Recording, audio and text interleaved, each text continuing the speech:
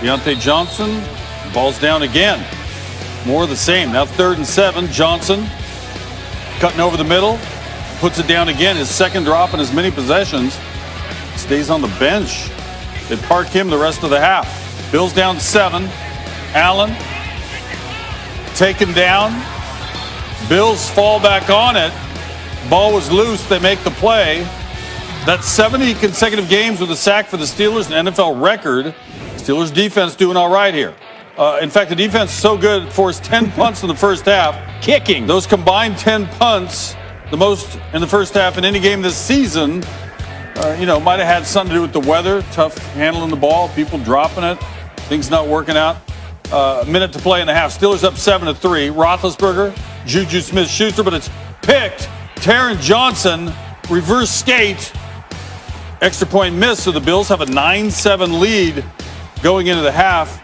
It's not working out well in the first half for Ben and the Steelers. Third quarter, same score. Allen, Stephon Diggs, little curl, and then he finds himself some space, and he's in. Bills lead at 16-7. Next possession. Allen, come right back for Diggs. A lot of time to throw. Zips that for 19 in the first down.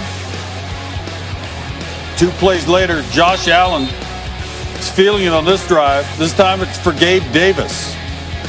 Steadies, zips that to the corner, and the Bills have pulled out 23-7. Fourth quarter, same score, whatever that was. Steelers coming. Deontay Johnson back in the game. Hangs on this time for 17. Trying to make a comeback here. Second and goal. Smith-Schuster got himself a touchdown. 2-point conversion is good. And we got an 8-point game. After a Beals field goal, it's 26-15. Roethlisberger launching it, but Levi Wallace has it. He's on the other team. The pick right there. Nice play to the ball for the pick. And the Bills taking it to Ben Roethlisberger in this one. Great defense there, just ripping it away. The Bills get the ball back. It's a 3rd and 11. Under 6 to go now in the fourth quarter. We get it. Turnover chain. You get some reward. There it is. Allen. Dawson Knox. 16 yards. First down. Later in the drive, just under 2 to go. Allen rolling around, trying to get another first down and just wind this game out. And he does. The Bills, 10-3. The Steelers have lost 2 straight, 26-15. It's final. So Josh Allen went off in the second half there after a rough first half. We showed you about all that punting. He was averaging just 3.3 yards per attempt in the first half. He completed 70% of his passes in the second half. Why were you able to get so many yards on the ground? Well, I think first and foremost, it's a great team win. Everybody played together, believed in one another, and we put an emphasis on that this week. Playing together, playing as one, bringing energy and creating our own energy, moving with urgency, and just going out there and believing in one another. And I'm happy this group got it done today. I'm happy. We'll go Mike Kay and then Zach Berman. Hey, Jalen, can you take us through the touchdown throw to Alshon? Yeah, it was a look where I believe we had cover 0, a man-to-man look, and had a free guy off the edge, and I knew I had to get the ball out fast, and just kind of wanted to keep the aggressiveness there, and took that shot to Alshon, hit him on his back shoulder, and he made a great play. Did he say anything to you after? Good stuff. Zach and then Jeff Skversky. Hey, Jalen, how did you think your legs changed the game and changed the offense? I just think, going out there and maybe extending it sometimes always helps. I think up front we did a great job to allow some of those things to happen.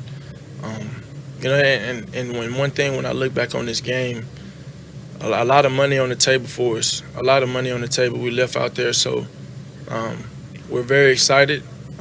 We're happy we got a W today against a really good team.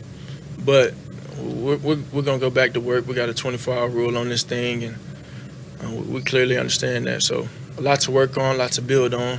And I'm excited to go practice, honestly. Go back, right now. The Chiefs clinch the division yet again with their win over Miami, their 5th straight AFC West crown.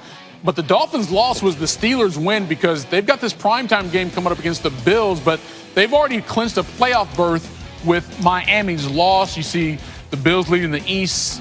Titans got it down in the South right now, but Browns, Colts, Dolphins all in the wild card mix right now with Ravens, Raiders, Patriots still, believe it or not, with the chance. All right, so we got 2 teams in the AFC with only 1 loss right now before the Steelers play tonight, Tim.